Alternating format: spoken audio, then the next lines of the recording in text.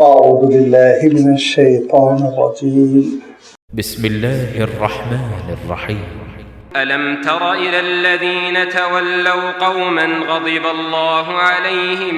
ما هم منكم ولا منهم ويحلفون على الكذب وهم يعلمون أعد الله لهم عذابا شديدا إنهم ساء ما كانوا يعملون اتخذوا أيمانهم جنة فصدوا عن سبيل الله فلهم عذاب مهين لن تغني عنهم أموالهم ولا أولادهم من الله شيئا أولئك أصحاب النار هم فيها خالدون يوم يبعثهم الله جميعا فيحلفون له كما يحلفون لكم ويحسبون أنهم على شيء ألا إنهم هم الكاذبون استحوذ عليهم الشيطان فأنساهم ذكر الله أولئك حزب الشيطان ألا إن حزب الشيطان هم الخاسرون إن الذين يحادون الله ورسوله أولئك في الأذلين كتب الله لأغلبن أنا ورسلي إن الله قوي عزيز لا تجد قوما يؤمنون بالله واليوم الآخر يوادون من حاد الله ورسوله ولو كانوا آباءهم أو أبناءهم أو إخوانهم أو عشيرتهم أولئك كتب في قلوبهم الإيمان وأيدهم بروح منه ويدخلهم جنات تجري من تحتها الأنهار خالدين فيها رضي الله عنهم ورضوا عنه أولئك حزب الله ألا إن حزب الله هم المفلحون صدق الله العظيم. الحمد لله رب العالمين والصلاة والسلام على سيد المرسلين وعلى آله وأصحابه أجمعين أما بعد. سورۃ المجادلہ کا یہ تیسرا اور آخری رکوع ہے جس کے بھی آپ کے سامنے تلاوت کی گئی. اس رکوع کا آغاز ہو رہا ہے آیت نمبر 14 سے اور اختتام ہو رہا ہے آیت نمبر 22 پر. اس طرح جملہ یہ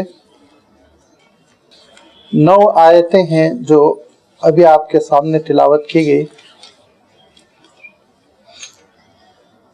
ان ساری آیتوں میں 2 اہم مضمون ہیں. ان دونوں کی وضاحت آپ کی خدمت میں آئے گی. پہلا مضمون تو پچھلی آیتوں سے متعلق ہے اور دوسرا اور آخری مضمون سورۃ المجادلہ کا اس سورت کا خلاصہ اور اس کا جو عطر کشید ہے وہ ہمارے اور آپ کے سامنے رکھ دیتا ہے. جو پہلا ٹاپک ہے، جو پہلا مضمون ہے جس کے بارے میں نے عرض کیا کہ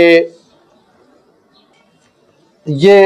وہ مضمون ہے جو پچھلی آیتوں سے مربوط چلا آ رہا ہے، جن آیتوں میں اللہ تعالیٰ نے اللہ تعالیٰ کے دین پر اور اللہ تعالیٰ کی شریعت پر اعتماد اور ایمان کا تذکرہ فرمایا. یہ اعتماد اور یہ یقین کی کیفیت جو بندہ مومن کو حاصل ہوتی ہے وہ دراصل اللہ تعالیٰ کے دین پر عمل کرتے ہوئے اس کے احکام کو اپناتے ہوئے حاصل ہوتی ہے۔ اللہ تعالیٰ کے دین پر اعتماد کی یہ کیفیت بندہ مومن کو کس مقام تک پہنچاتی ہے، اس کا تذکرہ کرتے ہوئے اللہ تعالیٰ نے دور نبوت کا ایک واقعہ بیان فرمایا، جس میں ایک خاتون حضرت خولہ رضی اللہ تعالیٰ عنہ اپنے شوہر حضرت اوس بن صامت رضی اللہ تعالیٰ عنہ سے ہونے والے ایک اختلاف کا حضور اکرم صلی اللہ علیہ وسلم کے دربار میں شکوہ کرتی ہیں۔ اس کی تمہید اور اس کی تفصیل میں آپ کی خدمت میں رکھ چکا ہوں کہ اسلام سے پہلے عربوں کے درمیان جو امور ناپسندیدہ تھے، جو رسم و رواج ناقابل قبول تھے، ان میں ایک عجیب و غریب خرافات تھی۔ ان کے اندر ایک رسم تھا کہ وہ کبھی کبھی اپنی بیویوں سے زہار کر لیتے تھے۔ یہ زہار کیا چیز ہوتی تھی اس کا میں تذکرہ کر چکا ہوں کہ شوہر اپنی بیوی سے یہ کہہ دیتا، انتی علیہ کظہر امی، تم میرے لیے اسی طرح ہو جیسے ماں کی پیٹھ ہوتی ہے، اور اس کے بعد نہ طلاق ہوتی، نہ رشتے ازدواج میں منسلک رہ جاتے، ایک لٹکا دینے کی شکل ہوا کرتی تھی۔ اور یہی مسئلہ پیش آ گیا تھا حضرت اوس بن صامت رضی اللہ تعالیٰ عنہ کے ساتھ۔ ضعیف ہو چکے تھے، کمزور ہو چکے تھے، اور بڑھاپے کی وجہ سے مزاج میں چڑچڑاپن پیدا ہو چکا تھا۔ کسی چھوٹے سے مسئلے میں انہوں نے یہی جملہ اپنی اہلیہ محترمہ سے کہہ دیا تو حضرت خولہ ان کے اہلیہ حضور اکرم صلی اللہ علیہ وسلم کے دربار میں حاضر ہوتی ہیں اور یہ کہتی ہیں کہ اس مسئلے کا حکم شریعت میں کیا ہے، ذرا مجھے بتلا دیجئے۔ حضور اکرم صلی اللہ علیہ وسلم نے یہ ارشاد فرمایا کہ دیکھو، مجھ پر صراحت کے ساتھ کوئی وحی، کوئی حکم اس مسئلے میں نازل نہیں ہوا، لہذا دو ٹوک طور پر تم کو کوئی حکم دینا، مسئلہ بتانا مشکل ہے۔ وہ شکوہ کرتی ہیں کہ بڑھاپے کا عالم ہے، بچے بکھر چکے ہیں، اور میں بھی کمزور ہوں، میرے شوہر نامدار بھی کمزور ہے۔ اب ایسے مرحلے میں ہم لوگ بکھرے ہوئے خاندان میں کیسے زندگی بسر کریں گے؟ اللہ کے رسول کا کوئی حکم دیجئے، کچھ حل نکالیے۔ حضور اکرم صلی اللہ علیہ وسلم ارشاد فرماتے ہیں کہ بی بی، کوئی وحی اس سلسلے میں نہیں آئی تو میں کیسے قطعی بات کہہ سکتا ہوں؟ اب وہ خاتون اللہ تعالیٰ سے رجوع کرتی ہے، گڑ گڑاتی ہیں، دعا کرتی ہیں، دست دعا دراز کر کر اللہ تعالیٰ کے دربار میں یہ کہتی ہیں کہ مولا، کس مخمصے میں میں پھنس گئی، اس آزمائش سے، اس مصیبت سے مجھے نجات دیجئے۔ اللہ تعالیٰ سے لو لگانے کی وجہ سے، اس کے دربار میں گڑ گڑانے کی وجہ سے، اس کو پکارنے کی وجہ سے اللہ تعالیٰ کی بڑی مدد نازل ہوتی ہے۔ لہذا اس خاتون کے سلسلے میں بھی اللہ تعالیٰ کی مدد نازل ہوئی اور وحی نازل ہوئی، اور وحی میں اللہ تعالیٰ نے ان خاتون کا مسئلہ حل کر دیا، اور یہ ارشاد فرمایا کہ جو اس طرح کی بات کریں گے، یعنی زہار کریں گے، تو ان کو آپ چاہے تو یہ لفظ استعمال کر لیں کہ ایک سزا ہوگی، وہ سزا کفارے کی شکل میں ہے، کیونکہ اللہ تعالیٰ نے اس جملے کو ناپسند فرمایا، منکرم من القولی فرمایا، منکر بات، ناپسندیدہ بات ارشاد فرمایا، زورن ارشاد فرمایا، بہتان ترازی اور جھوٹ کہ ماں تو وہ ہوتی ہے جو جنم دیتی ہے، ماں تو وہ ہوتی ہے جو مقدس ہوتی ہے، ماں تو وہ ہوتی ہے جو بچپن سے انسان کو پروان چڑھاتی ہے، اور تم نے تھوڑی سی اختلافی کیفیت کیا ہو گئی، جھگڑا کیا ہو گیا، ماں کو بیچ میں گھسیٹ لیا۔ ارشاد فرمایا کہ انتہائی ناپسندیدہ حرکت ہے، اور اس حرکت کا ازالہ اس طرح ہوگا کہ تم کو ایک غلام آزاد کرنا ہوگا، اور اگر تم غلام آزاد نہیں کر سکتے تو پھر 60 دن کے لگاتار 2 مہینے کے لگاتار روزے رکھنے ہوں گے۔ فَمَن لَمْ يَجِدْ فَصِيَامُ شَهْرَيْنِ مُتَتَابِعَيْنِ، اور اگر کسی وجہ سے کوئی علیل ہو، کمزور ہو، یہ بھی نہیں کر سکتا تو 7 مسکینوں کو کھانا کھلانا ہوگا۔ یہ حکم نازل ہوا، اور اس حکم کی وجہ سے جہاں حضرت خولہ رضی اللہ تعالیٰ عنہ کو راحت پہنچی، وہی امت کو ایک حکم مل گیا، اور اس طرح کی حرکتوں سے باز آ جانے کے لیے اللہ تعالیٰ کی جانب سے ہدایت نازل ہو گئی۔ یہ واقعہ اللہ تعالیٰ نے اس لیے بیان فرمایا کہ اس میں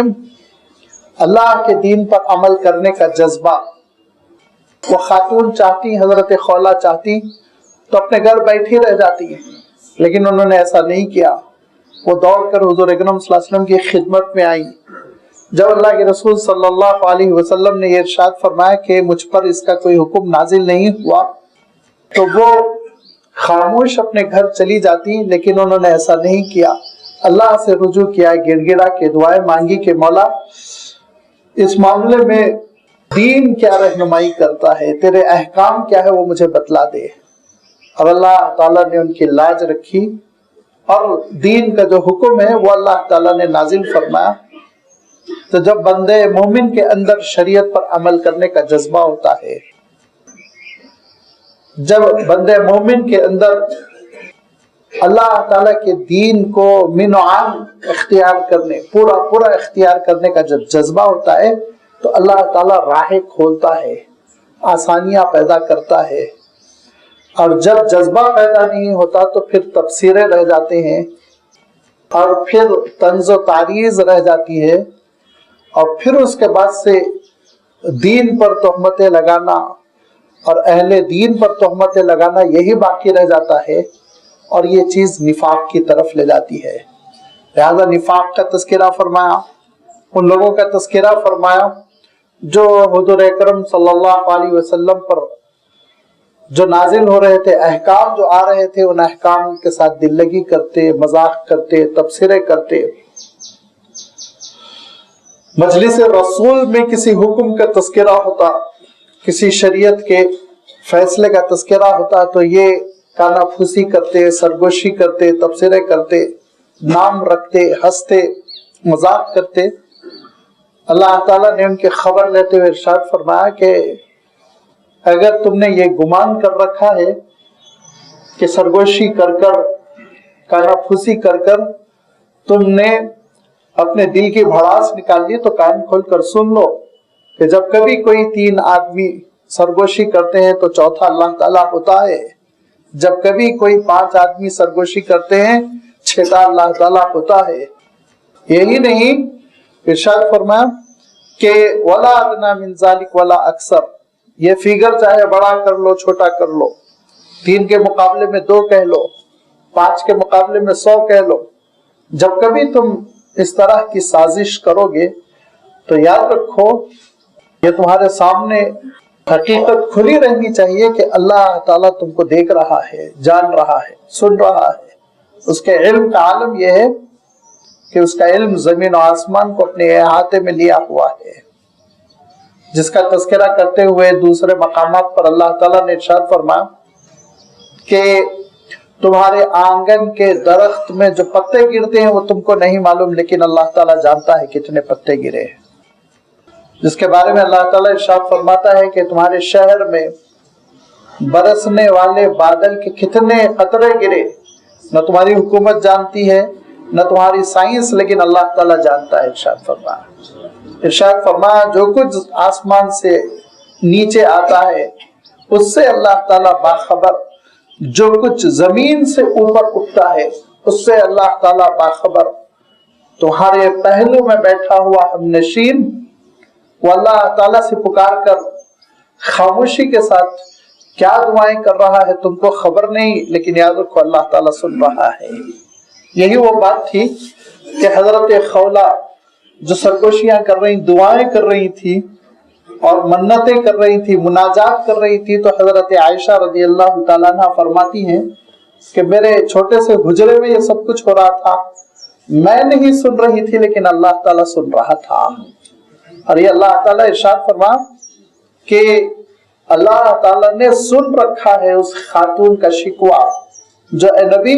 آپ سے بار بار تکرار کرتے ہوئے اپنا درد دل بیان کر رہی تھی۔ اللہ تعالیٰ ہر چیز سے واقف ہے، اس کا علم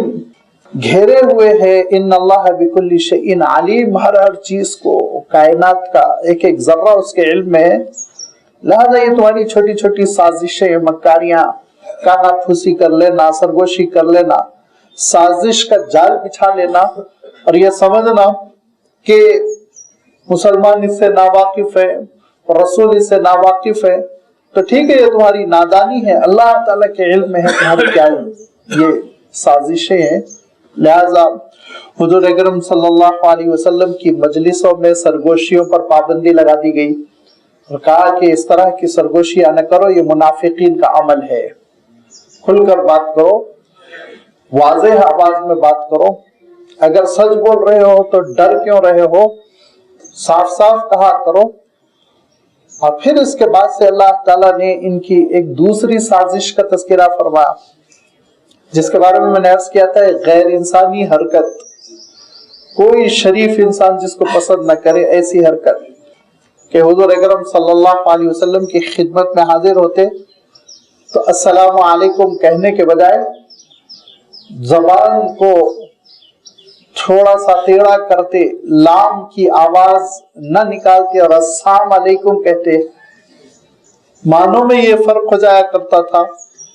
کہ السلام علیکم سلامتی کی دعا ہے، السلام علیکم تباہی کی دعا ہے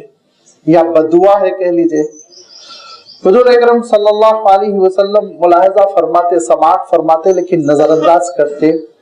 اور اللہ کے رسول صلی اللہ علیہ وسلم ایک پیاری حکمت عملی کے ذریعے سے ایک انوکھے انداز میں ان کا جواب دیتے،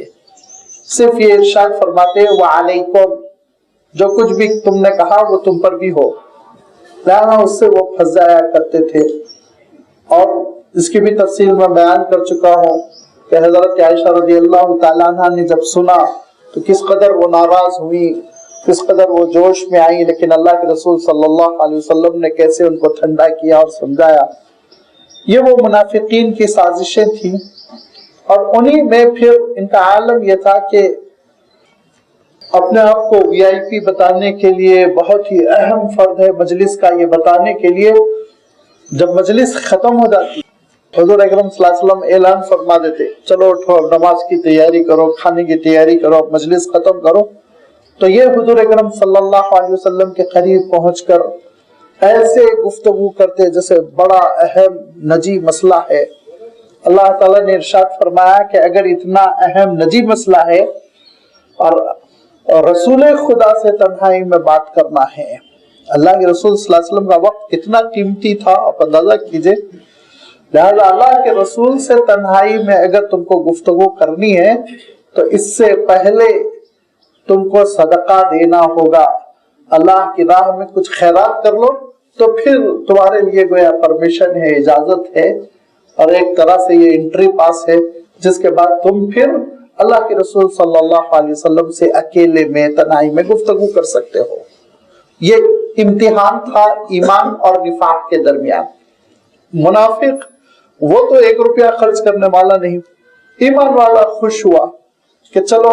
دو नेकियां मिलेंगी, हुजूर अकरम सल्लल्लाहु अलैहि वसल्लम से तन्हाई में गुफ्तगू करने का शरफ भी मिल जाएगा और कुछ अल्लाह की राह में खैरात करने का मौका भी मिल जाएगा। अब सबसे ज्यादा मसला हजरत अली रदी अल्लाह तआला अन्हु का होता था, जिनको बहुत नजी मशवरे करने होते थे।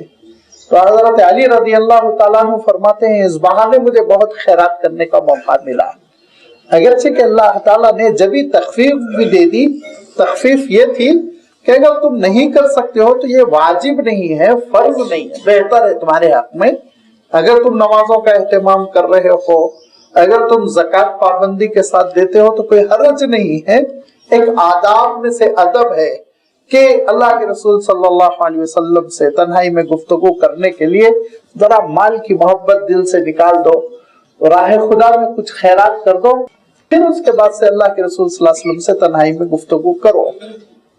ये वाजिब नहीं था, फर्ज नहीं था, बल्कि बेहतर था। और अल्लाह ताला ने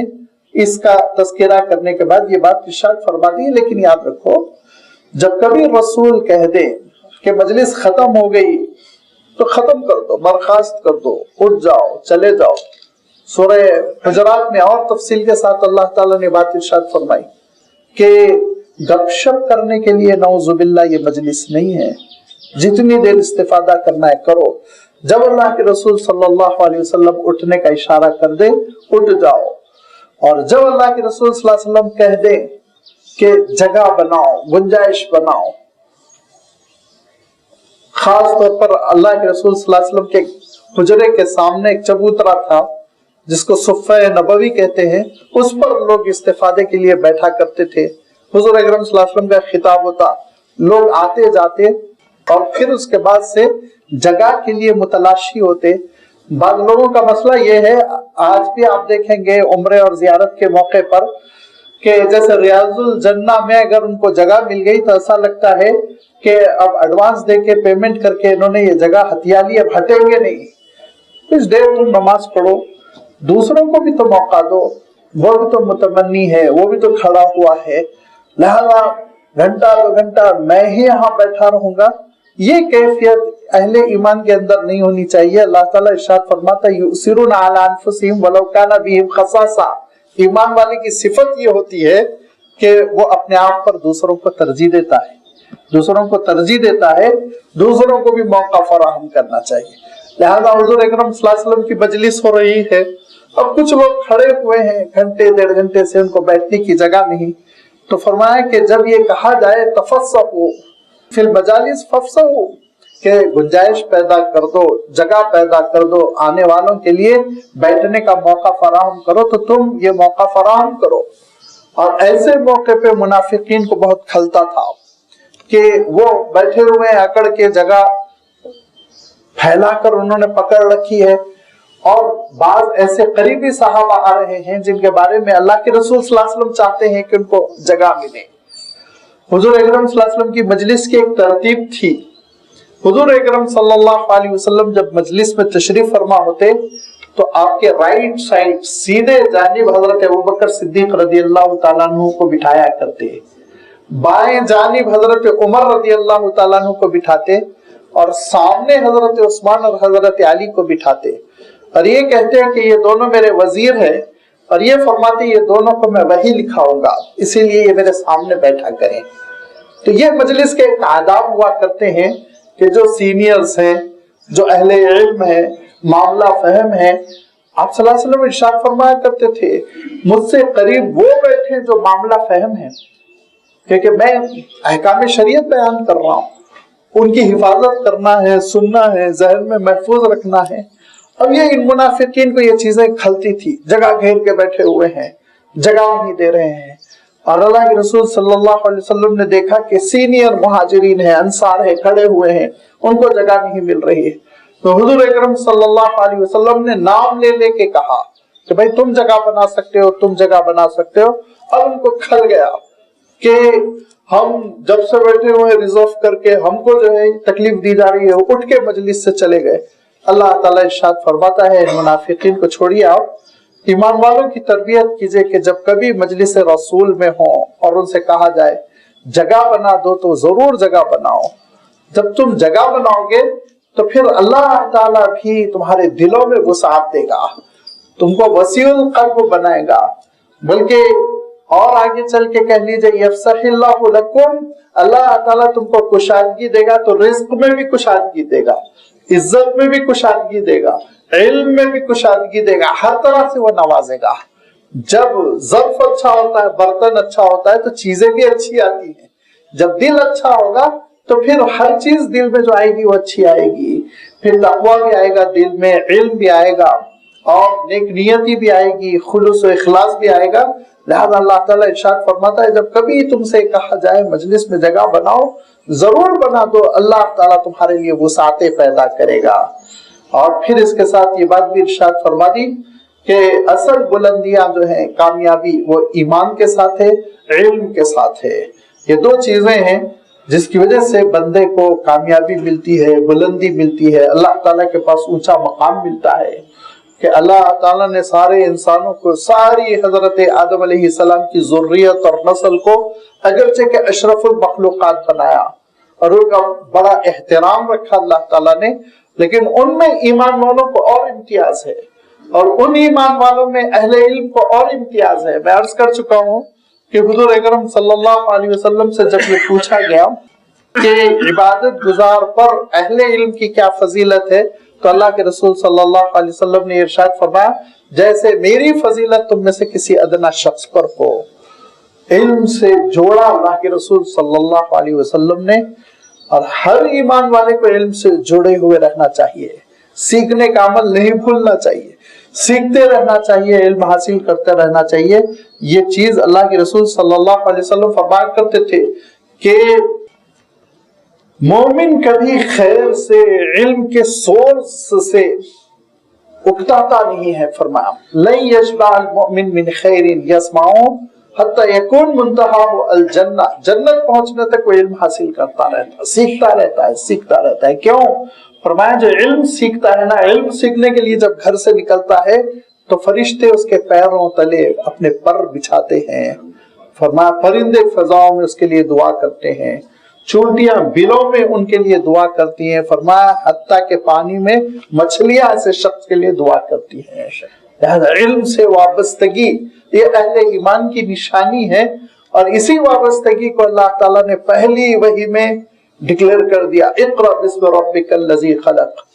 کہ اس امت کا امتیاز ہی ہے پڑھنا، اس امت کا امتیاز ہی ہے سیکھنا، اس امت کا امتیاز ہے ریسرچ کرنا اور ترقی کرتے جانا۔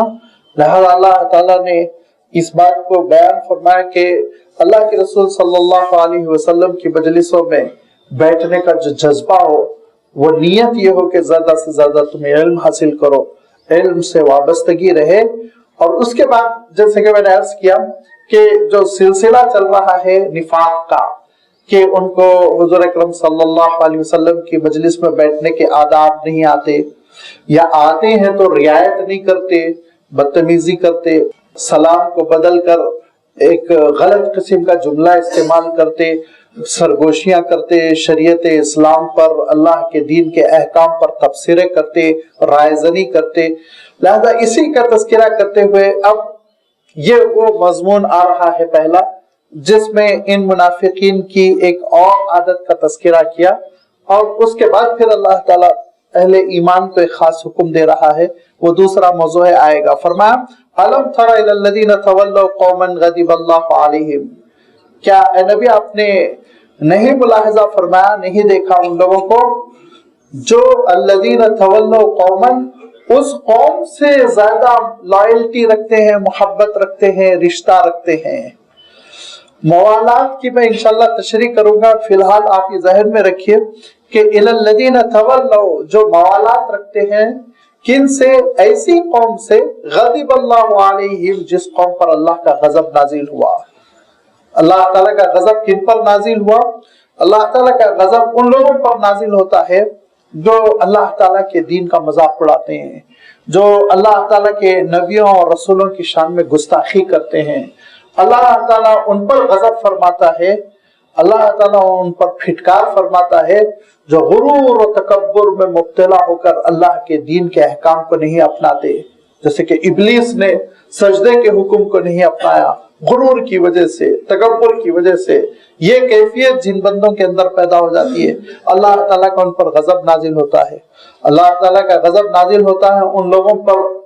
جن کے بارے میں اللہ تعالیٰ ارشاد فرماتا ہے کہ دین پر دنیا کو ترجیح دیتے ہیں، دین کو، اللہ تعالیٰ کے احکام کو، اس کی شریعت کو چند ٹکوں کے عوض بیچ دیتے ہیں، بدل دیتے ہیں۔ یہ ہے اللہ تعالیٰ کے غضب کی علامتیں جو اس زمانے میں یہودیوں میں پوری طرح تھی، آج بھی ہے۔ ان یہودیوں سے منافقین کا رشتہ قریب ترین تھا، بلکہ نفاق پیدا کرنے والے وہ دراصل یہودی تھے، اسی لیے مکے کے لوگ نفاق نہیں جانتے تھے، مکے میں نفاق بالکل نہیں تھا۔ لیکن مدینہ منورہ میں آنے کے بعد مسلمانوں نے دیکھا کہ یہ بھی ایک خصلت ہے، ایک عادت ہے کہ سامنے ایمان کا مظاہرہ اور دل میں کفر چھپا بیٹھا ہے۔ ان منافقین کا عالم یہ تھا کہ بڑا ان کا تعلق تھا، بڑی لائلٹی تھی، وفاداری تھی، محبت تھی یہودیوں سے، اور یہودیوں ہی کے پاس اٹھتے بیٹھتے، انہی سے ایک طرح سے تقویت حاصل کرتے، مضمون حاصل کرتے، مواد حاصل کرتے، اور پھر آ کر مسلمانوں کے ساتھ سازشیں کرتے۔ لہذا فرمایا ما ہم منکم، یہ منافقین تم میں سے بھی نہیں، ولا منہم، اور یہودیوں میں سے بھی نہیں ہے کہ کھل کر یہودی ہو جاؤ، ٹھیک ہے، سمجھ لیا جائے کہ تم فلاں مذہب کے ماننے والے ہو، اور سمجھنے کے بعد سامنے والا پھر ویسے ہی معاملہ کرے، یا تو دشمنوں میں سے ہو جاؤ یا پھر ساتھیوں میں سے ہو جاؤ۔ چنانچہ اللہ تعالیٰ نے دوسری جگہ ارشاد فرمایا مذبذبین بین ذلک لا الہ ہؤلاء ولا الہ ہؤلاء، نہ ادھر جاتے ہیں دشمنوں کے صف میں کہ دشمنوں جیسا ان سے سلوک کیا جائے، نہ کھل کے ادھر آتے ہیں ایمان والوں کی مجلس میں کہ ایمان والوں جیسی ڈیلنگ کی جائے، دونوں کے درمیان میں رہ کر زندگی بسر کرنا چاہتے ہیں۔ لہذا فرمایا ما ہم منکم، وہ نہیں ہے تم میں سے بھی،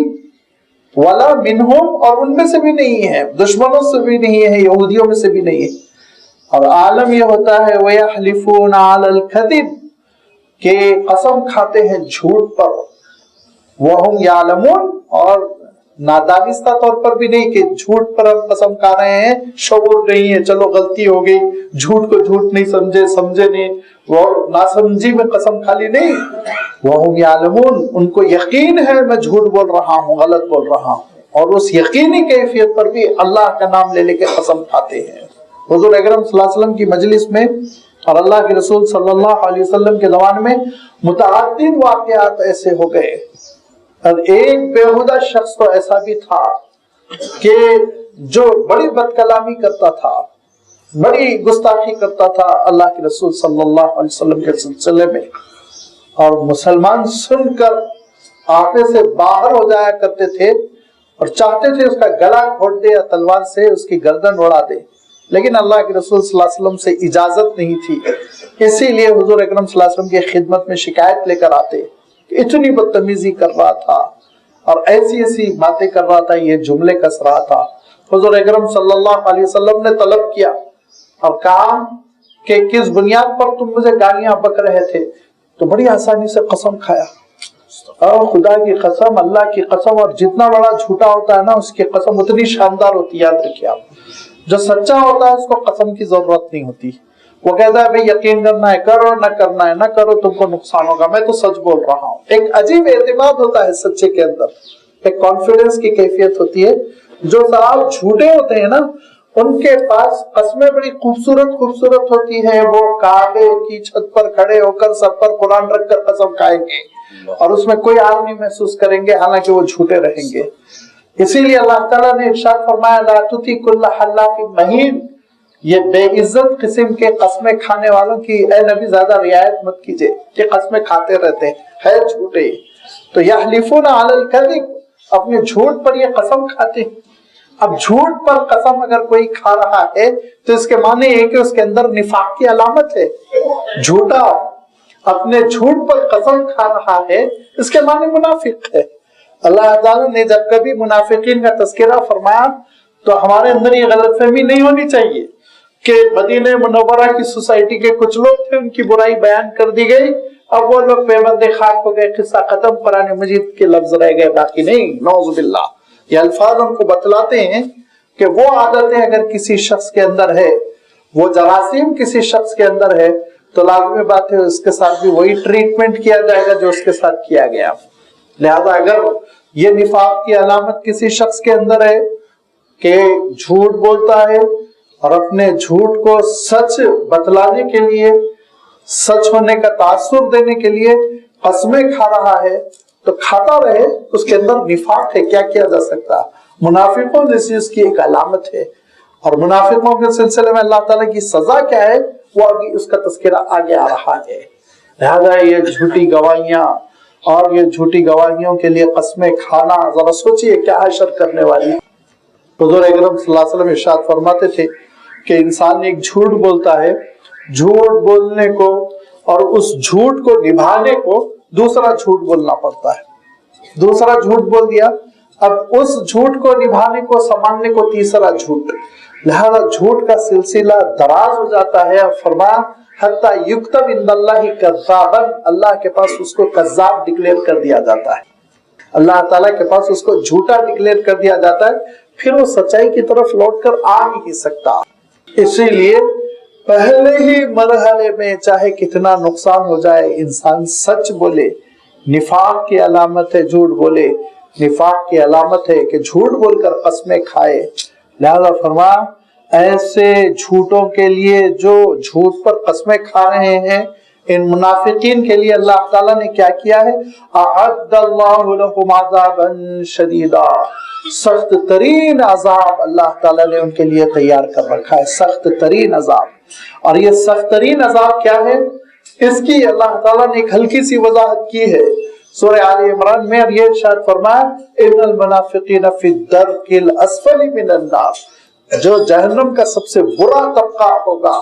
جو جہنم کا سب سے نچلا درجہ ہوگا، اس درجے میں منافقین کو ڈال دیا جائے گا۔ لہذا یہ نفاق کی علامتیں، نفاق کی کیفیتیں ہرگز ہمارے اندر نہ پیدا ہو سکے، اس کے لیے احتیاط کرنی ہوگی۔ احتیاط کیسے کرنی ہوگی؟ وہ نسخہ بھی اللہ تعالیٰ نے عنایت فرما دیا،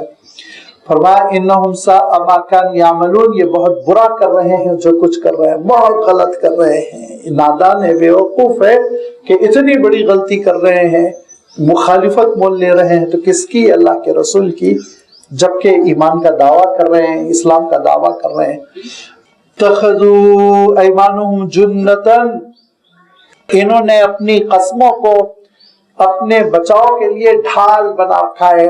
جنگوں میں ڈھال ہوتی ہے نا، شیلڈ، جس سے اپنے آپ کو ایک سپاہی بچاتا ہے۔ فرمایا کہ انہوں نے اپنی قسموں کو اتخذوا ایمانہم جنتا، ڈھال بنا رکھا ہے، اس سے بچ رہے ہیں۔ قسمیں نہ ہوتی ان کا پول کھل گیا ہوتا، قسمیں کھا کھا کر یہ اپنے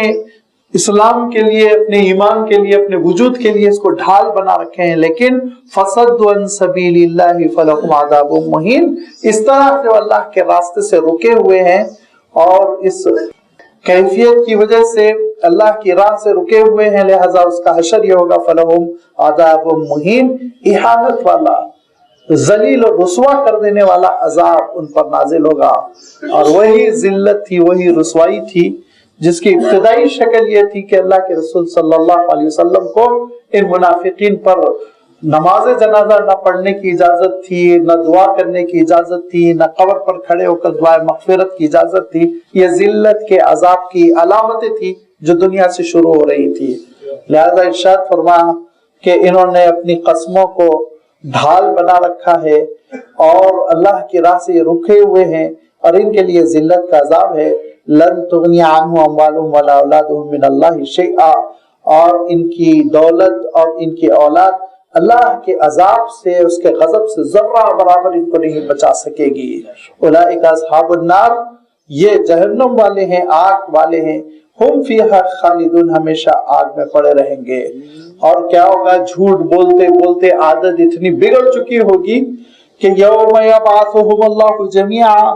کہ جب اللہ تعالیٰ سارے انسانوں کو دوبارہ زندگی دے گا، میدان حشر میں برپا کر دے گا، یوم، اس دن، یبعثہم اللہ جمیعا، جس دن اللہ تعالیٰ سب کو دوبارہ زندگی دے گا، यहलिफून लहू कमा यहलिफून लकुम, दुनिया में जैसे कसमें खा रहे थे उस दिन भी कसमें खाने लगेंगे, कसम खा खा के कहेंगे अल्लाह तेरी कसम हम सच्चे मुसलमान थे। अल्लाह ताला इरशाद फरमाएगा कि अब भी मेरा नाम घसीट रहा है, शर्म नहीं आती तुझको? ये देख तो अपने निफाक, ये देख तो अपने शिर्क को, ये देख अपने कुफ्र को, इस्लाम के खिलाफ दुश्मनी को देख ले, खुद अपने अमाल को तू देख ले। वयहसबून अन्नहुम अला शैइन, और ये समझेंगे कि वो एक बुनियाद पर है। अला शैइन कुछ है, हम लोग उर्दू में कहते हैं ना डूबते को तिनके का सहारा, जिसको तैरना नहीं आता और पानी में डूबने लगता है तो एक छोटी मोटी लकड़ी भी उसके करीब से बह रही हो तो उसको पकड़ता है, समझता है ये डूबती लकड़ी उसको बचा लेगी। तो डूबते को जैसे तिनके का सहारा होता है, ऐसे ही इनकी कैफियत होगी। मैदान हशर में वो समझेंगे ये कस्में उनको बचा लेगी। दुनिया में तो ढाल बनी थी कस्में, और हुजूर अकरम सल्लल्लाहु अलैहि वसल्लम की सजाओं से या मुसलमानों की नाराजगी से उनको बचा लिया था, लेकिन आखिरत में ये ढाल नहीं बन सकेगी। आखिरत में इस चीज से वो अपना दिफा और अपना डिफेंस नहीं कर सकेंगे। अला इन्नहुम हुमुल कादिबून, कान खोलकर सुन लो, ये बड़े झूठे हैं, मक्कार हैं, और झूठ के जरिए से मैदान हशर में भी नजात के मुतमन्नी है। वहां तो अल्लाह ताला इरशाद फरमाता है यौमा यनफउ सादिकीन सिद्कुहुम, उस दिन तो सच्चाई से काम चलेगा,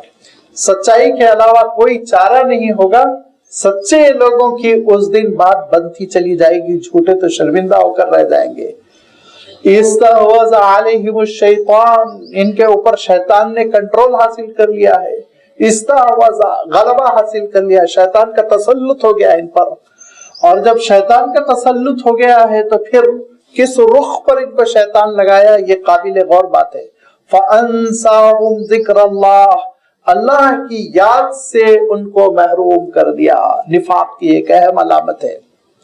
अल्लाह ताला इरशाद फरमाता है ला यज़कुरून अल्लाह इल्ला क़लीला,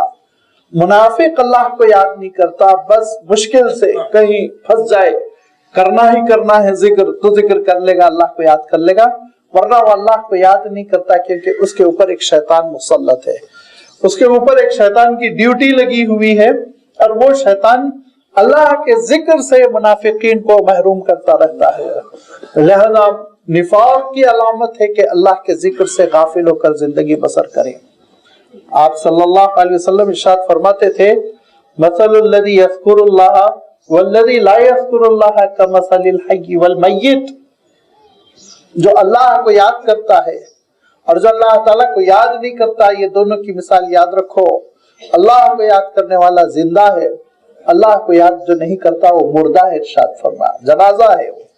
जनाजा जैसे वक्त गुजरने के साथ साथ सड़ता है, ऐसे ही जो अल्लाह के जिक्र से महरूम है, धीरे धीरे उसके वजूद में ताफुन पैदा होता चला जाता है, बदबू पैदा होती चली जाती है, उससे निकलते भी हैं तो बदअमाल निकलते हैं, उसकी बातें भी बेईमानियों की होती है। लिहाजा हमेशा अल्लाह ताला के जिक्र का एहतमाम करना चाहिए। देखिए, मैं इससे पहले कई बार अर्ज कर चुका हूँ कि अल्लाह ताला ने नमाजों की बड़ी ताकीद की, सदक़ात की बड़ी ताकीद की, नेकियों की बड़ी ताकीद की, लेकिन नेकियों की लिस्ट में तन्हा जिक्र एक ऐसी नेकी है जिसके साथ अल्लाह ताला ने कसीर का लफ्ज इस्तेमाल किया कई कई मकाम पर। या अय्युहल्लज़ीना आमनू उज़्कुरुल्लाह ज़िक्रन कसीरा, बकसरत जिक्र करो, बकसरत नमाज पढ़ो नहीं आया, हालांकि नमाज फर्ज है, उसमें कोई नौजुबिल्लाह ढील नहीं दे सकता है, नमाज का मुनकिर काफिर हो जाता है, लेकिन कसरत से नमाज पढ़ो नहीं इरशाद फरमाया। जिक्र जब आया लफ्ज तो इरशाद फरमाया कि उज़्कुरुल्लाह ज़िक्रन कसीरा, बकसरत जिक्र करो, खूब अल्लाह को याद करते रहो, अल्लाह को फरामोश कर कर जिंदगी बसर न करो। यहाँ तक कि अल्लाह के रसूल सल्लल्लाहु अलैहि वसल्लम इरशाद फरमाते थे कि एक मजलिस में जब तुम बैठते हो और इधर उधर पॉलिटिकल तबसरे हुए, ये हुआ वो हुआ, और उसके बाद अल्लाह के जिक्र के बगैर उठ गए, तो हुजूर के अल्फाज में नकल कर रहा हूँ और अल्लाह के घर में नकल कर रहा हूँ। आप सल्लल्लाहु अलैहि वसल्लम इरशाद फरमाते कि गधे की लाश पर से उठे तुम, मरे हुए गधे की लाश पर से उठे, जैसे गधे की लाश खाते हुए लोग बैठे और उसके बाद उठकर जा रहे हो, ये कैफियत है। फरमाया कि अल्लाह को याद किए बगैर किसी मजलिस से तुम उठ जाओ। फरमाया तुम्हारी मजलिसों का कफारा है کہ استغفار کرو, اللہ کا ذکر کرو, بیچ بیچ میں حضور اکرم صلی اللہ علیہ وسلم پر درود شریف بھیجو, شروع کرو تو بسم اللہ کہہ کر شروع کرو, ختم کرو تو الحمدللہ کہہ کر ختم کرو. یہ اس سے مجلس میں جو غلطیاں ہوتی ہیں ان سب کا کفارہ ہو جاتا ہے. اور جب بندہ ذکر نہیں کرتا, ذکر سے محروم ہے, تو شیطان اس پر مسلط ہے. شیطان کو بھگانے کی بہترین تدبیر ہے کہ ہم گائے گائے اللہ تعالیٰ کو یاد کرتے رہیں. اور اتنا آسان فارمولا ہے, نسخہ اتنا آسان ہے. آپ الحمدللہ کہہ دیجئے, آپ استغفر اللہ کہہ دیجئے, آپ لا حول ولا قوت الا باللہ کہہ دیجئے, آپ بسم اللہ کہہ دیجئے, آپ اللہم صلی علی رسولک کہہ دیجئے, آپ کوئی ایسا لفظ کہہ دیجئے جس میں اللہ تعالیٰ کا نام آ رہا ہو. وہ درود شریف کے ضمن میں, استغفار کے ضمن میں, یہ سب ذکر میں شمار ہوتا ہے. حضور اکرم صلی اللہ علیہ وسلم تو ارشاد فرماتے تھے, لا الہ الا اللہ اگر تم نے کہہ دیا تو جنت میں ایک پودا لگا دیا, جنت میں ایک پودا لگ گیا. یہ ذکر کرتے رہنا یہ ایمان کی علامت ہے, ایمان کی علامت ہے. ذکر سے محروم ہو کر زندگی بسر کرنا نفاق کی علامت ہے. فَأَنْسَاهُمْ ذِكْرَ اللَّهِ, شیطان ان منافقین کو اللہ کے ذکر سے محروم کر دیتا ہے. اور میں ابھی دوسری آیت بھی کوٹ کر چکا ہوں, لا یذکرون اللہ الا قلیلا, بمشکل تمام منافق سے اللہ کا ذکر نکلتا ہے. بندہ مومن کا عالم یہ ہوتا ہے کہ وہ اللہ تعالیٰ کے ذکر کے بہانے ڈھونڈتا ہے. جیسے آپ صلی اللہ علیہ وسلم نے ارشاد فرمایا کہ مومن کا عالم یہ ہے کہ ایک لقمہ کھا رہا ہے تو بسم اللہ کہہ کر, ایک لقمہ کھا کر فارغ ہو رہا ہے تو الحمدللہ کہہ کر, ایک گھونٹ پانی پی رہا ہے تو بسم اللہ کہہ کر, ایک گھونٹ پانی سے فارغ ہو رہا ہے تو الحمدللہ کہہ کر. چھوٹی چھوٹی باتیں جو زبان پر بڑی ہلکی پھلکی ہے, ان کے استعمال کے ذریعے سے اللہ تعالیٰ کے پاس اس کے درجات بلند ہوتے چلے جا رہے ہیں. اہل ذکر, اللہ تعالیٰ کیا ارشاد فرماتا ہے, حدیث قدسی میں آتا ہے کہ اللہ تعالیٰ ارشاد فرماتا ہے, اے بندے جب تو تنہائی میں ذکر کرے گا میں تجھے تنہائی میں یاد کروں گا, اور تو جب اپنی مجلس میں ذکر کرے گا تو تیری مجلس سے کہیں بہتر مجلس میں تیرا ذکر کروں گا. فرشتوں میں اللہ تعالیٰ ذکر کرتا ہے. کیسے ذکر کرتا ہے؟ جب حضرت آدم علیہ السلام کی تخلیق کا مسئلہ آیا تو فرشتوں نے کہا تھا نا کہ اے اللہ آپ کس کو پیدا کر رہے ہیں تو بہت گڑبڑ کرے گا زمین پر. سورۃ البقرہ میں وضاحت کے ساتھ یہ بات آئی کہ فرشتوں نے کہا کہ انی جاعل فی الارض خلیفہ, زمین پر ایک خلیفہ میں بھیجنے والا ہوں. تو فرشتوں نے کہا کہ یہ یسفک الدماء, خون بہائیں گے, جھگڑا کریں گے, برائیاں پھیلائیں گے, یہ انسان بہت گڑبڑ کریں گے دنیا میں. تو اللہ تعالیٰ ارشاد فرمایا تھا کہ اے فرشتوں میں وہ جانتا ہوں جو تم نہیں جانتے. لہذا آپ صلی اللہ علیہ وسلم ارشاد فرماتے ہیں کہ فرشتے جب اللہ تعالیٰ کے پاس جاتے ہیں تو اللہ تعالیٰ پوچھتا ہے کہ تم میرے بندوں کو کس عالم میں چھوڑ کر آئے. ڈیوٹی بدلتی ہے فرشتوں کی. صبح فجر سے شروع ہوتی ہے, عصر کے وقت ختم ہوتی ہے, پھر عصر مغرب سے دوسرے فرشتوں کی ڈیوٹی شروع ہوتی ہے. جب اللہ کے دربار میں جاتے ہیں تو اللہ تعالیٰ پوچھتا ہے کہ میرے بندوں کو کس عالم میں چھوڑ کر آئے. حالانکہ آپ صلی اللہ علیہ وسلم ارشاد فرماتے اللہ تعالیٰ بخوبی واقف ہے, لیکن فرشتوں کو جتلانا, ان کو بتلانا ہے. تو فرشتے کہتے ہیں اللہ آپ کو یاد کر رہے تھے, آپ کا ذکر کر رہے تھے. تو اللہ تعالیٰ ارشاد فرماتے ہیں انہوں نے مجھے دیکھا. کہا نہیں اللہ آپ کو تو دیکھا نہیں, ایمان بالغیب. تو اللہ تعالیٰ پوچھتا ہے کہ اگر وہ مجھے دیکھ لیتے تو کیا کرتے؟ تو فرشتے کہتے ہیں اشد ذکر, اللہ بہت ذکر کرتے, پھر دیوانگی کے ساتھ آپ کا ذکر کرتے ہیں. کہاں اور کیا کر رہے تھے؟ اللہ وہ جنت مانگ رہے تھے, عذاب سے پناہ مانگ رہے تھے, جہنم سے پناہ مانگ رہے تھے. تو کیا انہوں نے جنت دیکھی ہے؟ کیا انہوں نے آگ دیکھی ہے؟ کہا اللہ انہوں نے نہیں دیکھی. کہا اگر دیکھ لے تو کیا کرتے؟ کہا اور کثرت سے پناہ مانگتے جہنم سے, اور الہا وزاری کے ساتھ جنت کی نعمت مانگتے. تو اللہ تعالیٰ ارشاد فرماتا ہے فخر کرتے ہوئے, آپ صلی اللہ علیہ وسلم ارشاد فرماتے ہیں فرشتوں پر فخر کرتے ہوئے, یہی وہ بندے ہیں جن کے بارے میں تم نے کہا تھا زمین پر بگاڑ پیدا کریں گے. کان کھول کر سن لو, ان بندوں کے سلسلے میں جنت کے فیصلے کر رہا ہوں, اور ان کے سلسلے میں فیصلہ کر رہا ہوں کہ جہنم کی آگ سے میں ان کو پناہ دوں گا, محفوظ کر لوں گا. یہ ذکر کی وہ کیفیت ہے جو بہت آسان ہے, بہت آسان ہے, جس کے لیے وضو بھی شرط نہیں ہے, تیمم بھی شرط نہیں ہے, آپ جس کیفیت میں ہیں، الذین یذکرون اللہ قیاما قعودا وعلی جنوبہم، بیٹھے ہوئے ہیں کر سکتے ہیں، گاڑی چلاتے ہوئے کر سکتے ہیں، گھر کا کام کاج کرتے ہوئے کر سکتے ہیں، مجلس میں بیٹھے ہوئے ہیں، بات چیت ہو رہی ہے،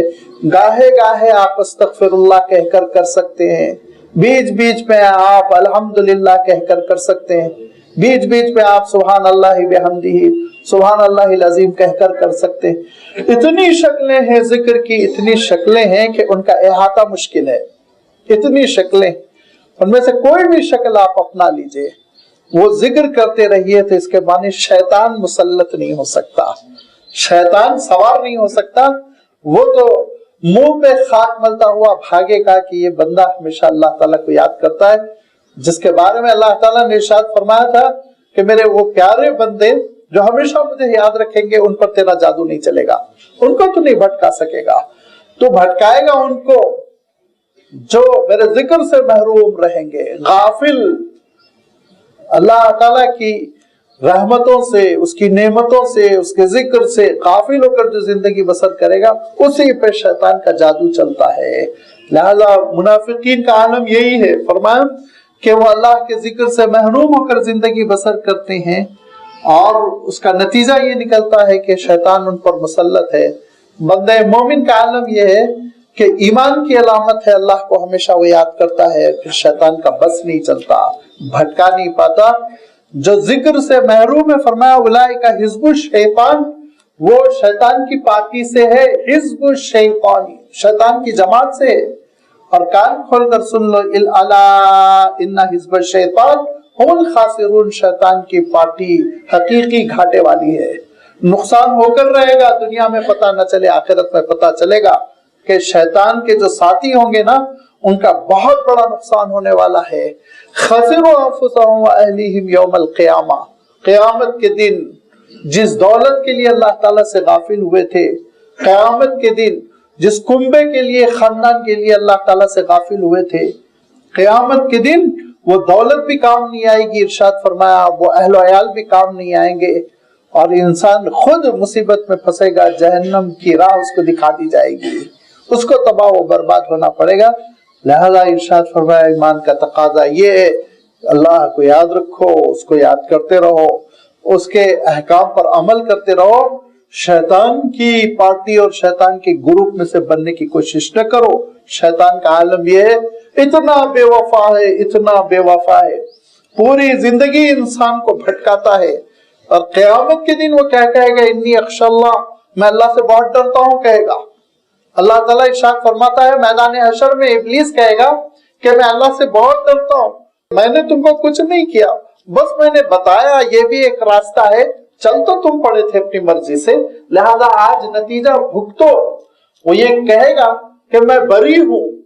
تمہاری سزا میں شیئر کرنے کے لیے میں تیار نہیں ہوں، میں نے تو ایڈورٹائز کیا تھا، ایک فیصلہ تو تمہارے ہاتھ میں تھا، تم کو اچھا لگا تھا گناہ کے راستے پر چلنا، تم کو مزہ آ رہا تھا، تم انجوائے کر رہے تھے، میرا نام کیوں بدنام کرتے ہو؟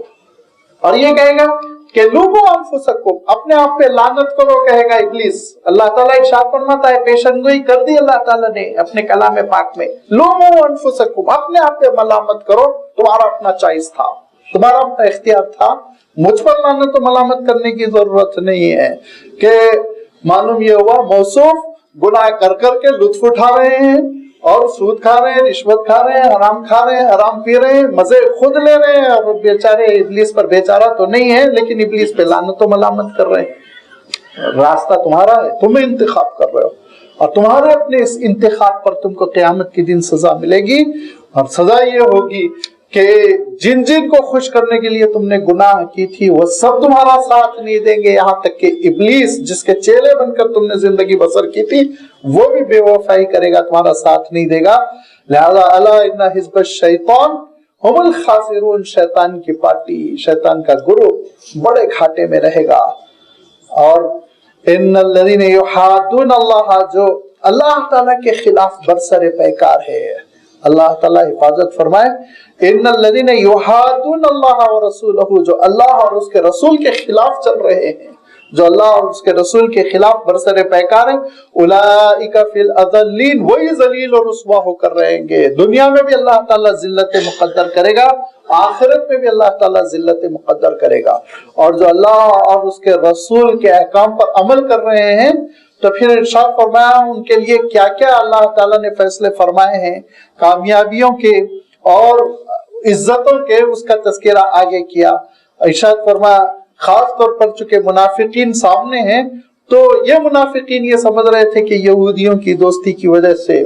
یہ سمجھ رہے تھے کہ کفار و مشرکین کی دوستیوں کی وجہ سے ان کو تھوڑا غلبہ ملے گا، کنٹرول ملے گا، زمین ملے گا، قلعہ ملے گا، حویلی ملے گی اور حکومت میں کچھ حصہ ملے گا۔ کتب اللہ لاغلبن انا ورسلی، اللہ کا فیصلہ ہے میں غالب آ کر رہوں گا، میرے رسول غالب آ کر رہیں گے، ان کی تعلیمات غالب آ کر رہے گی۔ فرمایا انتم الاعلون ان کنتم مؤمنین، اگر تمہارے اندر ایمان ہے سچا تو تم غالب آ کر رہو گے، تمہاری اپنی صفوں میں انتشار ہے، تم خود دین کے تقاضوں پر عمل نہیں کرتے ہو تو لازمی بات ہے پھر شیطان تو تمہارے اندر پھوٹ بھی ڈالے گا، ناکامی بھی ڈالے گا۔ فرمایا کتب اللہ لاغلبن انا ورسلی، اللہ تعالیٰ نے فیصلہ کر لیا ہے کہ میں غالب آ کر رہوں گا اور میرے رسول غالب آ کر رہیں گے۔ جہاں جہاں اللہ کے رسول آئے وہ غالب آ کر رہے، چاہے وہ حضرت ابراہیم علیہ السلام ہو، حضرت نوح علیہ السلام ہو، حضرت موسیٰ ہو، حضرت عیسیٰ ہو۔ بظاہر محسوس ہوتا ہے کہ حضرت عیسیٰ علیہ السلام مظلوم آسمان پر اٹھا لیے گئے، لیکن اللہ تعالیٰ ارشاد فرماتا ہے قیامت سے پہلے حضرت عیسیٰ علیہ السلام آئیں گے اور سارے مخالفین اعتراف کریں گے کہ ہاں یہ اللہ کے رسول ہے۔ من اہل الکتاب الا لیؤمنن بہ قبل موتہ، کہ آپ کی وفات سے پہلے سارے اہل کتاب اعتراف کریں گے کہ ہاں یہ اللہ کے رسول ہے، اور حضرت عیسیٰ علیہ السلام بھی غالب آ کر رہیں گے اور اللہ کے رسول صلی اللہ علیہ وسلم بھی غالب آ کر رہے۔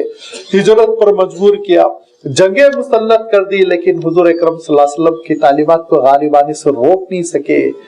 حضور اکرم صلی اللہ علیہ وسلم کی حیات طیبہ میں مکہ مکرمہ فتح ہو گیا، جزیرۃ العرب کنٹرول میں آ گیا، اور پھر اس کے بعد سے حضور اکرم صلی اللہ علیہ وسلم کے جانشین نائبین خلفائے راشدین نے پوری دنیا میں اسلام کا پرچم بلند کیا۔ تو فیصلہ ہے اللہ کا، کتب اللہ، اللہ کا فیصلہ ہے لاغلبن انا، میں ضرور غالب آ کر رہوں گا، ورسلی، میرے رسول بھی غالب آ کر رہیں گے۔ ان اللہ قوی عزیز، بے شک اللہ تعالیٰ بہت ہی طاقتور، عزت والا، غلبے والا ہے۔ ہاں انبیاء علیہ الصلاۃ والتسلیم میں ایسا ہوا کہ وہ دنیا میں غالب نہیں آ سکے، کیونکہ نبیوں کا معاملہ، رسولوں کا معاملہ، یہ دونوں کا معاملہ الگ رہا۔ اس میں بڑی لمبی وضاحت ہے، نبی کون ہوتے ہیں، رسول کون ہوتے ہیں۔ رسول وہ ہوتے ہیں جو اللہ کی شریعت لے کر حجت بن کر دنیا میں آتے ہیں، اور نبی وہ ہوتے ہیں جو وحی جن پر آتی ہے اور دین کا کوئی ایک گوشہ اس کی اصلاح کے لیے آتے ہیں، یا بسا اوقات ایک خاص قسم کی ڈیوٹی کے لیے وہ آتے ہیں۔ بعض بنی اسرائیل کے انبیاء تو صرف دعاؤں کے لیے بھیجے گئے، وہ صرف دعا کیا کرتے تھے، تو انبیاء علیہ السلام کی ڈیوٹی وہ مختصر ہوا کرتی تھی، اور بس اوقات بعض نبیوں کو بہت ستایا گیا، پریشان کیا گیا، لیکن رسولوں کا عالم یہ ہے کہ وہ زمین پر حجت بن کر آتے تھے، شریعت لے کر آتے تھے، اور پھر شریعت غالب آتی تھی۔ یہ اللہ تعالیٰ ارشاد فرماتا ہے کتب اللہ لاغلبن انا ورسلی ان اللہ قوی عزیز۔ اب اس کے بعد اب سورت کا یہ خلاصہ ہے حاصل، منافقین کا تذکرہ ہو گیا اور اس خاتون کا تذکرہ ہو گیا جو اللہ تعالیٰ کے دربار میں آئی تھی، شکوہ کیا تھا، اللہ نے ان کے لیے حکم نازل فرما دیا، حضرت خولہ کا اور ان کے شوہر حضرت اوس بن صامت رضی اللہ تعالیٰ عنہ کا۔ اب مسئلہ یہ ہے کہ یہ ہم نہ سمجھے کہ یہ دور نبوت کے قصے ہیں، بہت اچھا سننا چاہیے۔ اصل چیز یہ ہے کہ ہم کو کیا کرنا چاہیے۔ اللہ تعالیٰ ارشاد فرماتا ہے لا تجد قوما یؤمنون باللہ والیوم الآخر، دوسرے مضمون کا آغاز ہو رہا ہے، آخری آیت ہے، تھوڑی سی طویل ہے لیکن بات کھول کر بیان کر دی گئی کہ اے نبی ایسی قوم کو آپ نہیں پائیں گے جو یہ دعویٰ کرتی ہے کہ وہ اللہ پر ایمان رکھتی ہے، والیوم الآخر، آخرت پر ایمان رکھتی ہے، اور دعویٰ کرنے کے باوجود کیا ہے عالم ان کا؟ یوادون من حاد اللہ ورسولہ، دوستیاں، محبتیں، لائلٹی ان کی ان کے ساتھ ہے جو دین کے مخالفین ہیں، جو شریعت پر عمل نہیں کرتے، جو اللہ کے اور اس کے رسول کے خلاف ہیں، برسر پیکار ہیں۔ ایسے لوگوں سے دوستی، محبت، تعلق اور موالات یہ نہیں ہو سکتا۔ یہ نہیں جو یہ اعلان کر رہا ہے کہ وہ اللہ پر ایمان رکھتا ہے، جو وہ اعلان کر رہا ہے کہ آخرت پر ایمان رکھتا ہے، تو پھر اللہ اور اس کے رسول پر ایمان اور آخرت پر ایمان کا تقاضا یہ ہوتا ہے کہ دنیا میں اس کو قربانی دینی پڑے گی، اور ان دوستیوں، ان رشتہ داریوں کے سلسلے میں اس کو نظر ثانی کرنی پڑے گی جو دوستیاں اور جو رشتے اس کو اللہ اور اس کے رسول سے دور کر دیتے ہیں۔ یہ بہت آزمائشی بات ہے، یاد رکھیے۔ اور اس کے سلسلے میں اللہ تعالیٰ ارشاد فرماتا ہے، لا تجد قوما، اے نبی آپ کبھی کوئی لوگوں کو ایسا نہیں پائیں گے، کسی قوم کو ایسا نہیں پائیں گے کہ دعوے ایمان ہے اور اس کے ساتھ اللہ اور اس کے رسول کے دشمنوں سے دوستی ہے، موالات ہے۔ دیکھیے موالات کا جو لفظ ہے وہ دوستی سے بڑھ کر ہے۔ میں نے شروع میں کہہ دیا تھا کہ یہ لفظ کی وضاحت آئے گی۔ موالات، موالات ایک اصطلاح ہے، اسلامی اصطلاح ہے، جس کے معنی ہرگز یہ نہیں ہوتے کہ کسی غیر مسلم کے ساتھ اچھے تعلقات نہ رکھے جائیں، نہیں، غیر مسلم کے ساتھ اچھے تعلقات رکھنا، اگر وہ پڑوسی ہے تو پڑوسی کے حقوق ادا کرنا، اگر وہ کولیگ ہے تو کولیگ کے ساتھ اچھے اخلاق کے ساتھ پیش آنا، اگر وہ آپ کے کام آتا ہے تو آپ اس کے کام آنا، اگر وہ مصیبت میں ہے آپ اس کے پاس جانا، بیمار ہے عیادت کرنا، مر گیا تعزیت کرنا، اس کی خوشی ہے تو شرعی حدود میں اس کو مبارکبادی دینا، یہ ساری چیزیں اسلام میں جائز ہے، حضور اکرم صلی اللہ علیہ وسلم کے اسوہ حسنہ سے ثابت ہے۔ یہودیوں کے گھر تشریف لے جاتے تھے، مشرکین کے گھر تشریف لے جاتے تھے، یہودیوں کی آپ نے عیادت کی، مشرکوں کی آپ نے عیادت کی، اور اللہ کے رسول صلی اللہ علیہ وسلم کے پاس ماننے والے آتے تو کبھی مذہب نہیں پوچھتے، انسانیت کی بنیاد پر مدد فرمایا کرتے تھے۔ اور اخیر میں اللہ کے رسول صلی اللہ علیہ وسلم نے یہودیوں سے قرضہ بھی لیا تو معلوم یہ ہوا یہ تجارتی تعلقات، دفتری تعلقات، وطنی تعلقات، یہ سب اسلام میں جائز ہے۔ موالات کے معنی ہوتے ہیں کہ ان کو اتنا معتبر جاننا کہ ان سے ہم دینی امور میں بھی متاثر ہو جائیں، یہ کیفیت ہرگز نہیں پیدا ہونا چاہیے۔ اتنا گہرا رشتہ بغیر کسی اجازت کے وہ ہمارے گھر میں داخل ہو رہے ہیں۔ آج جو ہمارا کلچر بن گیا ہے کہ عالم یہ ہے ایسی دوستی کہ بے محابہ وہ ہمارے گھروں میں داخل ہو جاتے ہیں، آرام سے داخل نہیں، یہ کیفیت نہیں ہو سکتی۔ مسلمان ہیں، حدیں ہیں، دوستی ہے، ڈرائنگ روم تک دوستی ہے، وہ ہمارے گھروں میں داخل نہیں ہو سکتے، وہ ہماری عورتوں کے ساتھ بے محابہ تعلقات نہیں رکھ سکتے، اور ہماری عورتیں ان کے ساتھ پکنک پہ نہیں جا سکتی، اور یہ نہیں ہو سکتا کہ ان کی عورتوں کے ساتھ ہم پکنک پر جائیں۔ یہ ساری چیزوں پر اسلام نے پابندی لگا دی، ان کو حرام قرار دیا۔ ایسی لائلٹی، ایسی دوستی، بس یاد رکھیے اسلام نے حدیں قائم کی، رشتہ داروں کی حد ہے، اس کے بعد پڑوسیوں کی حد ہے، دوستوں کی حد ہے، دوست کو رشتہ دار نہ بنایا جائے، بھائی کا مقام نہ دے دیا جائے، اور بھائی کو لے جا کر معلوم یہ ہوا دشمن کے مقام پر بٹھا دیا گیا۔ یہ ساری چیزیں اسلام پسند نہیں کرتا۔ بھائی ہے، دوست ہے، پڑوسی ہے، شناسائی ہے۔ لہذا اللہ تعالیٰ ارشاد فرماتا ہے کہ ایسی کوئی قوم نہیں ہو سکتی کہ دعوت و ایمان کا ہے دوستی کافروں سے، جو اللہ کا دشمن ہے، جو اللہ کا مذاق اڑاتا ہے، اس کے دین کا مذاق اڑاتا ہے، جو غیر اللہ کو پوجتا ہے اور جو اللہ تعالیٰ کی دین کو اہمیت نہیں دیتا، اور وہ ہمارے دل میں بیٹھا ہوا ہے۔ اس کی حکومت میرے دل میں یہ کیسے ہو سکتی؟ میرے دل میں تو اللہ کی حکومت ہے، میرے دل میں تو اللہ کے رسول صلی اللہ علیہ وسلم کی شخصیت ہے۔ جس دل میں رسول پاک ہے اس دل میں مشرک نجس کیسے آ سکتا ہے؟ سوچ لیجیے آپ۔ دونوں میں سے کوئی ایک، دو متضاد چیزیں نہیں اختیار کی جا سکتی، لہذا کھل کے ارشاد فرمایا لا تجد قوم یؤمنون باللہ والیوم الاخر یوادون من حاد اللہ، جو اللہ سے برسر پیکار ہے اور جو رسول سے برسر پیکار ہے، اللہ کا رسول کا دشمن بنا ہوا ہے، اس کو وہی مقام دیا جا رہا ہے نعوذ باللہ جو اللہ کا اور اس کے رسول کا مقام ہے، دل میں بٹھائے ہوئے ہیں، اگرچہ کہ پڑوسی، دوستی اور محلے کا اور کولیگ یہ تو بہت دور کی باتیں ہیں. فرمایا او ولو کانوا آباءہم، اگرچہ کہ باپ کیوں نہ ہو، مشرک ہے تو مشرک ہے، اللہ کا مقام دل میں، رسول کا مقام دل میں نہیں لے گا. ابناءہم، بیٹا ہے تو اگر بیٹا ہے کافر ہے، حضرت نوح علیہ السلام کا بیٹا جب ہلاک ہونے لگا تو حضرت نوح علیہ السلام نے کیا کہا؟ یہ نہیں کہا اللہ میرے بیٹے کو آپ دنیا میں بچا لیجئے، کہا مر جائے دنیا میں، لیکن اللہ آخرت میں نرمی کر دیجئے. تو اللہ تعالیٰ ارشاد فرماتا ہے انہ لیس من اہلک انہ عمل غیر صالح، اے نوح یہ آپ کا بیٹا کہلانے کا لائق نہیں ہے، مشرک تھا، مر گیا، ختم، بھول جائیے اس کو، آپ جائے گا جہنم میں. تو فرمایا حضرت ابراہیم علیہ السلام اپنے والد کو نہیں بچا سکیں گے، حضرت نوح علیہ السلام اپنے بیٹے کو نہیں بچا سکیں گے. او اخوانہم، یا تمہارا اپنا بھائی کیوں نہ ہو، او عشیرتہم، یا پھر تمہارے کنبے اور خاندان کا کیوں نہ ہو. اور اس پر صحابہ نے عمل کر کر بتلایا. روایتوں میں آتا ہے کہ حضرت ابو عبیدہ رضی اللہ تعالیٰ عنہ، اس سے پہلے بھی میں آپ کا تذکرہ کر چکا ہوں، عشرہ مبشرہ میں ہے، اور غزوہ احد میں آپ کے والد بیچ بیچ میں آ رہے تھے، اور والد جو ہے حضرت ابو عبیدہ کو آگے نہیں بڑھنے دے رہے تھے،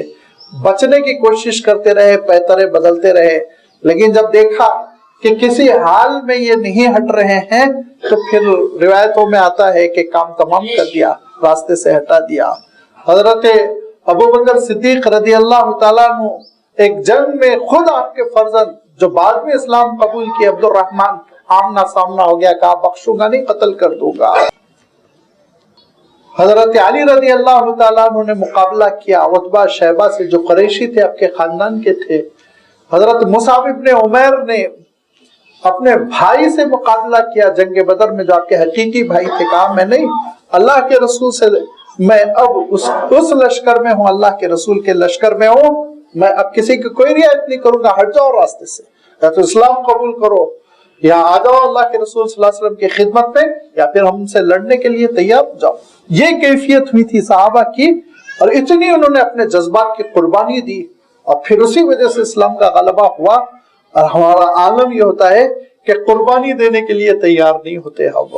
کہ تھوڑا سا تعلقات کی قربانی دے دی جائے. اللہ تعالیٰ کا اتنا بڑا فضل ہے، اللہ تعالیٰ کا اتنا بڑا احسان ہے کہ ہمارے کنبے میں، ہمارے خاندان میں، ہمارے والدین میں، ہمارے بچوں میں نہیں ہے کفر کی صف میں کوئی. اگر وہ کیفیت ہو جاتی جو صحابہ کے زمانے میں تھی تو ہم سے کتوں کا ایمان سلب ہو گیا ہوتا، اور جا کے ہم ان کے ساتھ بیٹھ گئے ہوتے، حضور اکرم صلی اللہ علیہ وسلم سے بے وفائی کر گئے ہوتے. ہمارا تو عالم یہ دور دراز کے کچھ تعلقات ہے اور کچھ جان پہچان ہے، لیکن چاہتے ہیں ہم ان کو وہی مقام دے جو نعوذ باللہ اللہ اور اس کے رسول اور اہل ایمان کا مقام ہے. اللہ تعالیٰ ارشاد فرماتا ہے کہ وہی قوم بامراد ہوگی، وہی لوگ کامیاب ہوں گے.